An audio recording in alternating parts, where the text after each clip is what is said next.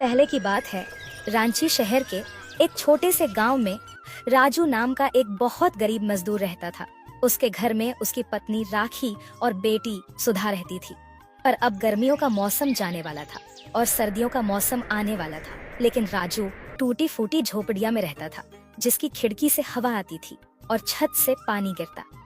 एक दिन राजू की पत्नी राजू से कहती है, सुनिए जी, ठंडी आने वाली है और ठंडी में घर के अंदर बहुत हवा आती है, तो आपको घर की मरम्मत करवानी चाहिए।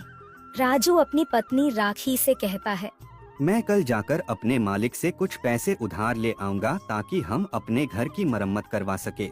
अगली सुबह होती है तो राजू अपने काम पर चला जाता है और अपने मालिक से कहता है, साहब जी, अगले महीने से ठंडी का मौसम आ रहा है और मेरे घर की छत टूटी है, जिससे कि घर में हवा आती है, और अगर मैं जल्दी से उसे ठीक नहीं करवाया तो ठंडी में हम लोगों को बहुत दिक्कत हो जाएगी। मैं और मेरी पत्नी किसी तरह दिन काट लेंगे, लेकिन मेरी एक छोटी सी बेटी है, इतनी ठंडी में उस टूटी फूटी घर में नहीं रह पाएगी। राजू की बातें सुनकर मालिक कहता है, अरे तो उसमें मैं क्या कर सकता हूँ।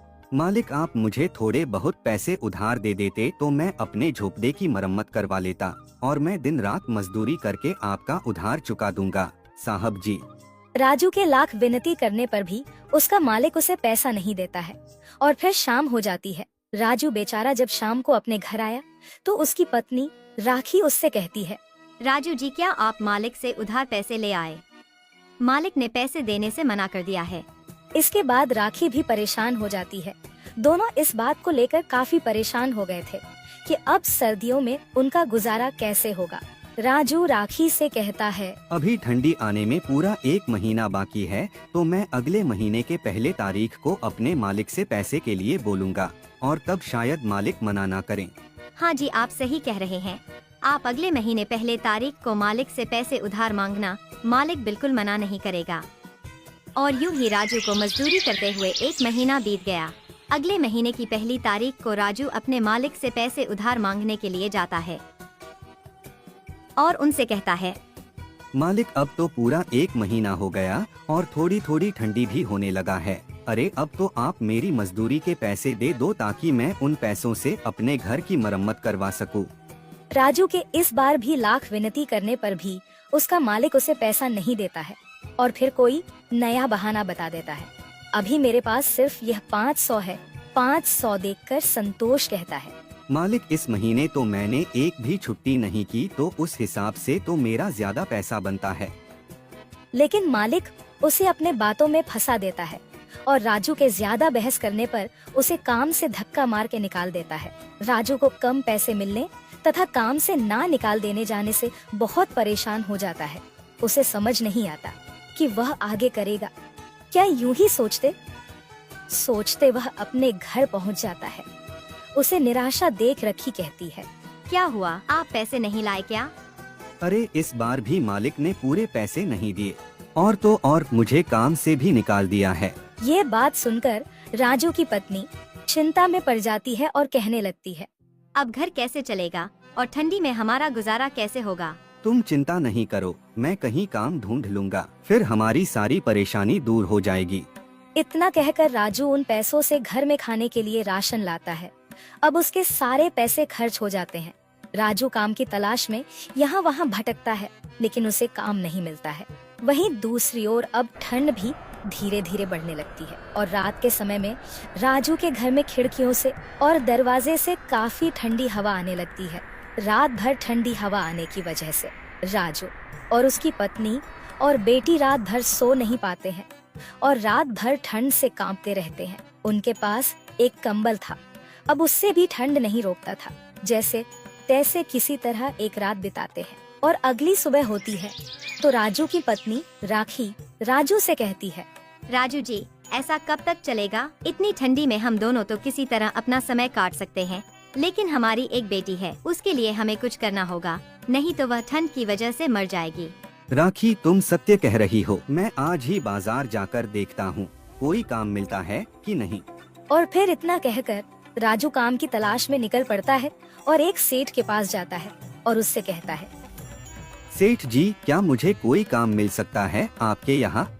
देखो भाई अभी तो मेरे पास कोई काम नहीं है तुम्हें देने के लिए। अगर तुम चाहो तो और किसी दुकान पर जाकर तुम काम ढूंढ सकते हो। ठीक है सेठ जी, कोई बात नहीं। अच्छा अब मैं चलता हूँ। और फिर इतना कहकर राजू घर की तरफ चल देता है। राजू के घर पहुंचने के बाद उसकी पत्नी कहती है, क्या हुआ जी, कोई काम मिला या नहीं? नहीं राखी, कोई भी सेठ काम देने के लिए तैयार नहीं है, तो मैं क्या करूँ। फिर रात होती है, बहुत ठंड पड़ती है।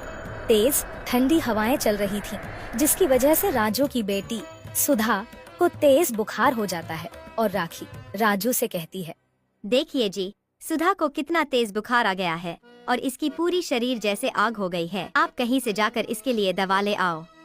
अरे मेरे पास अभी इतना पैसा नहीं है कि मैं दवाखाना जाकर अपनी बेटी सुधा के लिए एक गोली लाऊं।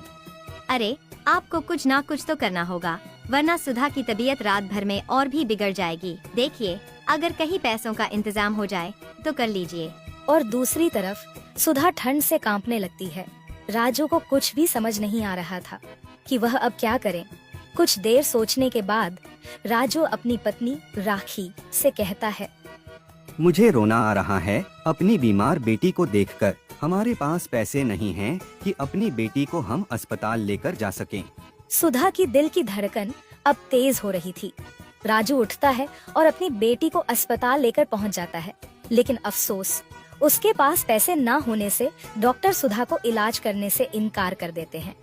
हमारे ऊपर रहम करो डॉक्टर साहब, हमारी बेटी का इलाज करो डॉक्टर साहब, नहीं तो वहाँ मेरी छोटी सी गुड़िया मर जाएगी।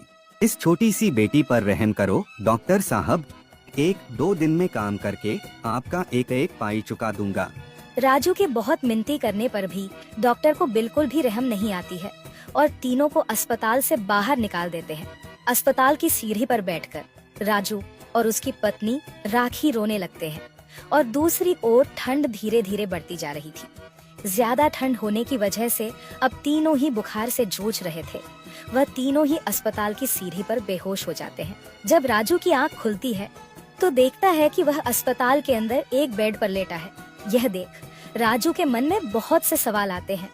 अरे मुझे अंदर किसने लाया और राखी और सुधा कहाँ हैं?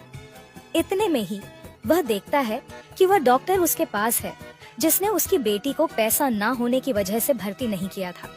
आपको एक औरत ने अस्पताल में भर्ती करवाया क्योंकि आप सभी को ठंड लगने की वजह से तेज बुखार हो गया था और आप तीनों लोग सीढ़ियों पर बेहोश हो गए थे। राजू उस औरत के बारे में पूछता है कि वह कौन है, तो डॉक्टर साहब इशारा करके बताते हैं। अब राजू जाकर उस औरत से बात करता है और पूछता है, आपका बहुत बहुत धन्यवाद, लेकिन आपने हमारी मदद क्यों की? मेरा आपके परिवार से कोई रिश्ता नहीं है, लेकिन एक टाइम था जब मेरे साथ भी ऐसा ही हुआ था।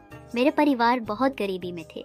मैं भी किसी सड़क के किनारे ठंड से जूझ रही थी और किसी नेक दिल इंसान ने इसी तरह हमारी मदद की थी। यह सुनकर राजू उसे धन्यवाद कहता है और फिर राजू अपनी बेटी सुधा से मिलता है और अपनी पत्नी से भी मिलता है। अब वह औरत राजू से पूछती है, आखिर आपके साथ ऐसा क्या हुआ था जो इतनी देर रात तक आप सब हॉस्पिटल के बाहर बैठे थे और इतने ठंड में भी?